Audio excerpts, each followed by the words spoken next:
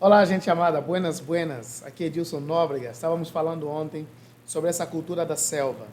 Nós estávamos conversando justamente sobre essa questão que nós estamos banhados em um mundo de violência, violência de todos os extremos, em que os mais inocentes acabam pagando o pato.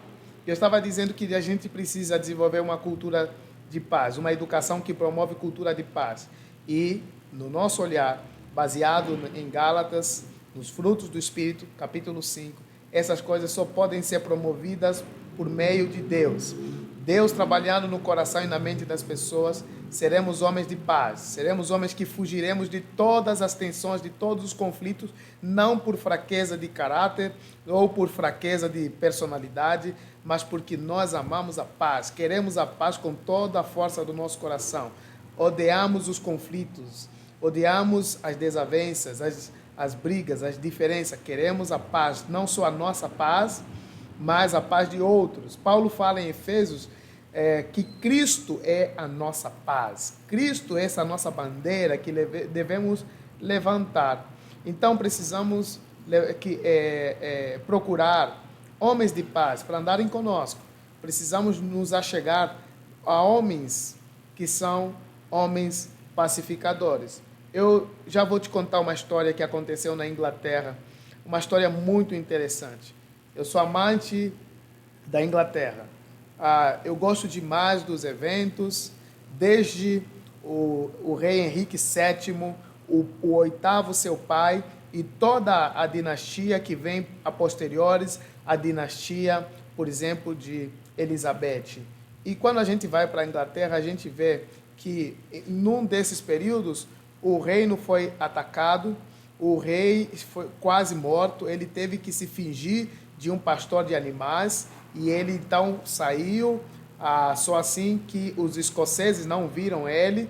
Ele saiu, então, até uma casinha, onde ele pediu abrigo, uma mulher recebeu, ele estava faminto, e aí ele sentou, essa mulher então deu de comer, ele dormiu, repousou. Quando ele se levantou, a mulher falou: olha, eu vou fazer aqui uns bolinhos, mas eu quero que você preste atenção, que eu vou lá fora fazer uma outra atividade. Quando eu voltar, preciso encontrar que você prestou atenção nesses bolinhos. Mas o rei estava lá, olhando nos bolinhos que estavam cozendo.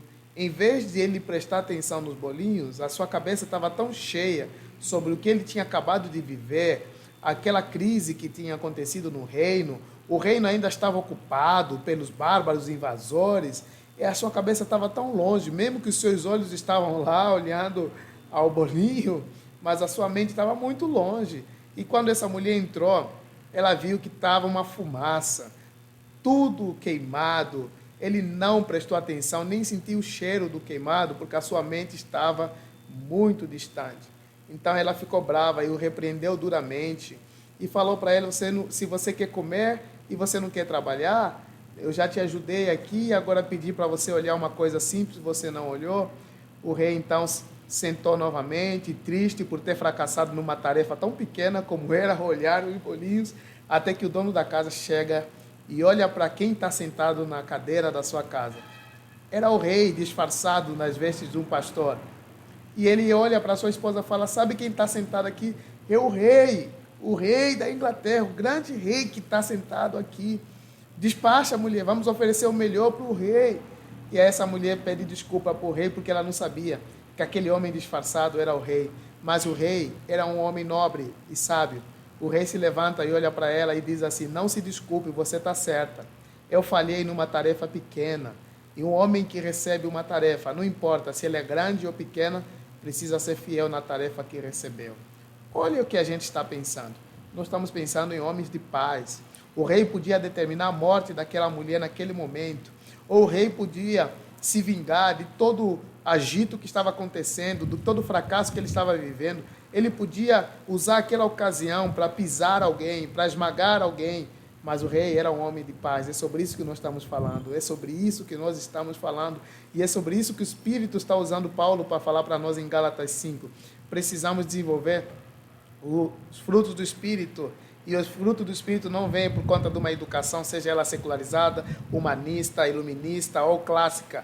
Mas o fruto do Espírito só pode ser desenvolvida por meio e tão somente de uma transformação que o Espírito traz na mente e no coração dos homens. Quando Jesus habita no coração dos homens e esses homens se dedicam ao máximo em buscar a verdade de todo o seu coração, todos os dias da sua vida, eles viverão uma iluminação, uma capacitação, uma sabedoria, uma riqueza mental que homem nenhum pode nos oferecer, que nada nessa terra pode nos oferecer. E a grande riqueza será nosso cérebro, que se conecta com as palavras de Deus, e nosso coração que abraça o Espírito e vive a abundância do Espírito Santo na nossa vida.